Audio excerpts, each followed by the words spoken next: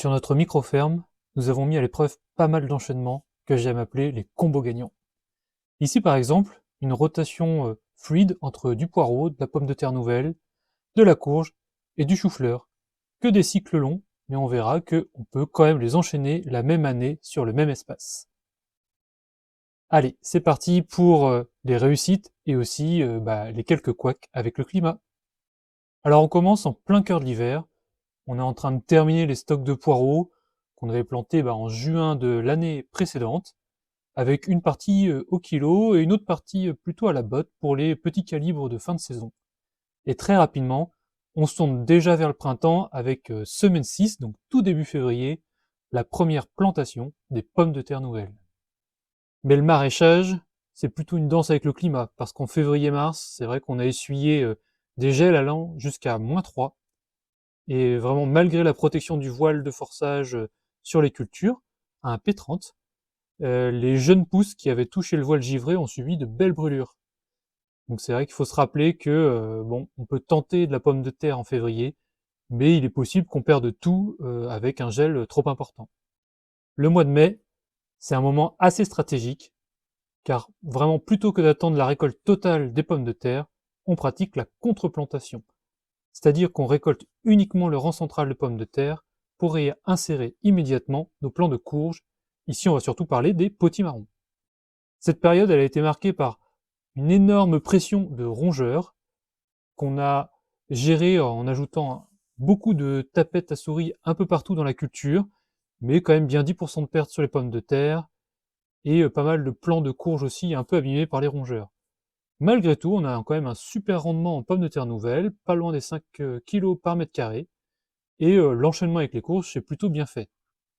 En juin, le jardin évolue très très vite, avec les courges qui ont une croissance rapide, qui couvrent le sol et qui permettent d'éviter des désherbages. Il y a tellement de masse foliaire que l'enherbement est très limité. Arrive le mois de septembre, avec un été très chaud et sec, et donc une croissance rapide des fruits de potimarron, et de superbes récoltes. On est à 5,6 kg par mètre carré, ce qui est un peu au-dessus de ce que l'on souhaitait au démarrage. Alors on les a récoltés mi-août, à légère sous-maturité, pour avoir une meilleure conservation, et aussi éviter que les rongeurs grignotent les fruits dans le champ. Ensuite, on stocke ça en cagette, on va dire un mois à l'ombre du hangar, et quand il commence à faire frais le matin, en septembre, on rentre tout ça au container avec un déshumidificateur pour être sûr qu'il n'y ait pas de moisissure au stockage. À peine les courges potimarron récoltées, on ne laisse pas la planche à nu et on enchaîne directement avec de beaux plants de chou-fleur, tout début septembre. C'est un créneau où il faut être assez réactif parce qu'il y a bientôt moins de lumière, moins de chaleur. Donc pour que les choux démarrent fort, il faut être vraiment le plus rapide possible après la récolte de potimarron.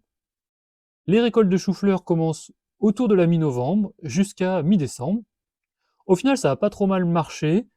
Le chou-fleur a bien poussé, on est à peu près à 4 kg par mètre carré, mais on a eu un peu de perte à la fin parce qu'on a eu beaucoup de choux arrivés en même temps en décembre, avec de très fortes pluies, et donc pas mal de moisissures. Et c'est vrai que pour améliorer ça, on devra mettre un voile pour les gels et les grosses pluies, pour éviter que les choux-fleurs ne s'abîment de trop. À travers cette succession de 4 cultures, ça vous montre qu'il est possible quand même de faire beaucoup de légumes aussi en extérieur et pas uniquement sous serre sur une même année.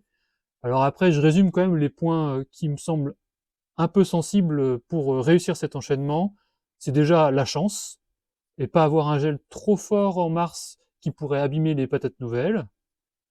Il y a l'oïdium sur les courges qu'on peut réguler assez facilement avec de l'aspersion quotidienne pour augmenter l'humidité des feuilles. Il y a plein de rongeurs si on est en non-travail du sol et en maraîchage sur sol vivant, mais ça fait partie de ces techniques de culture. Il faut aussi avoir des beaux plants de chou-fleur qui sont en bonne forme dans des grosses mottes pour qu'ils reprennent rapidement en septembre. Et éventuellement protéger des gels et des grosses pluies vos choux-fleurs avant la récolte. Plus précisément, si on fait un point sur les récoltes de l'année, on a sorti 45 kg de poireaux et une trentaine de bottes de poireaux, donc là c'était vraiment en janvier-février. Les récoltes de patates nouvelles, c'était entre mai et juin. Sur cette planche-là, il y a eu 77 kg de patates nouvelles. Au mois d'août, un peu plus de 80 kg de potimarron.